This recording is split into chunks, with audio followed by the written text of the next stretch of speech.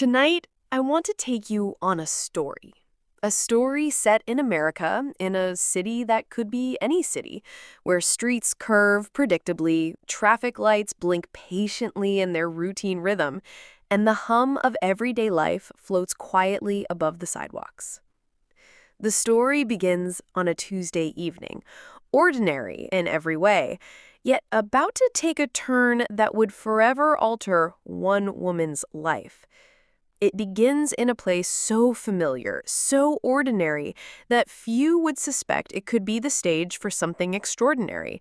A small, well-lit pharmacy nestled between a coffee shop and a laundromat. The aisles gleamed under fluorescent lights, lined with rows of vitamins, hand sanitizers, cough syrup, cold remedies, and household essentials. The faint smell of disinfectant mingled with the sweet medicinal scent of syrup and creams. A soft buzz filled the air, punctuated by the occasional beep of a scanner, the shuffle of feet on polished linoleum, and the quiet murmur of customers going about their errands. Everything seemed calm, ordinary, and uneventful. A small island of routine in a city that never truly stops. Into this routine stepped Dr. Angela Carter, a nurse practitioner whose day had been anything but ordinary. 12 hours had passed in the hospital, filled with endless corridors and the quiet, heartbreaking stories of patients. She had moved from room to room, tending to those in pain, holding the hands of the elderly trembling with fear, comforting children crying from fever or fright, answering questions from worried family members who looked to her for calm when they felt panic rising.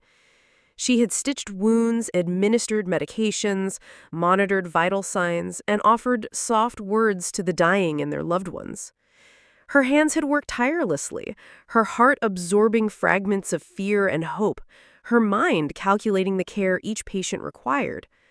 12 hours of such work left her drained, her scrubs slightly wrinkled, her hair loose at the temples, her stethoscope hanging around her neck. Yet, through it all, Angela had carried herself with composure, a quiet dignity honed through years of professional care and personal discipline. She had faced emergencies that demanded immediate clarity, comforted people whose despair was palpable. His eyes were sharp and unflinching, scanning her with the certainty of someone who believes the story has already been written. "We've had reports of theft in this store. I'm going to need to check your bag." Her stomach sank. "My bag? I just walked in. I don't even have anything yet." Her words were irrelevant. In that instant, truth, logic, and reason held no sway. Prejudice and assumptions had already drawn their line, and she had been cast on the side of guilt.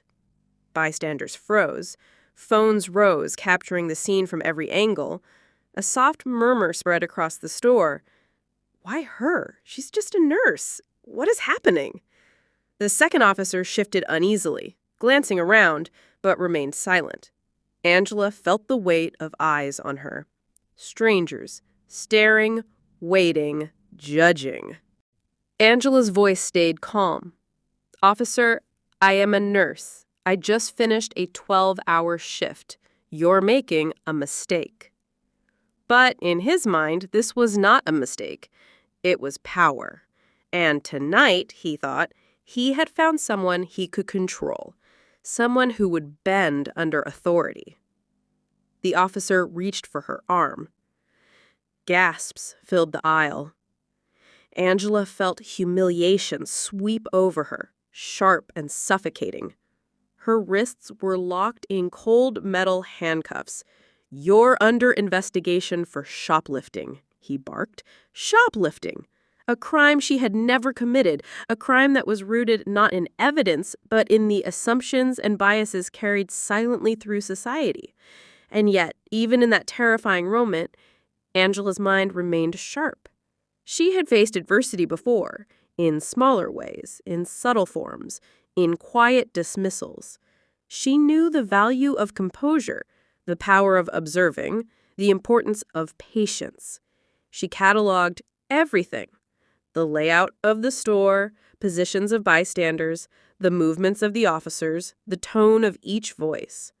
She measured her breathing, slowed her pulse, and mentally prepared to endure. Within minutes, the story spread. Videos of the arrest were uploaded online, shared, and amplified. Social media exploded. Hashtags began trending. Outrage grew. Headlines appeared. Nurse arrested in scrubs while shopping, no evidence found. People demanded answers. Why her? How could this happen? How can someone be treated like a criminal without proof? Through it all, Angela remained outwardly composed. She had learned through years of patient care to compartmentalize, to act with clarity under pressure. She reminded herself silently, stay calm, document, observe, endure. She relied on knowledge of her rights, her legal protections,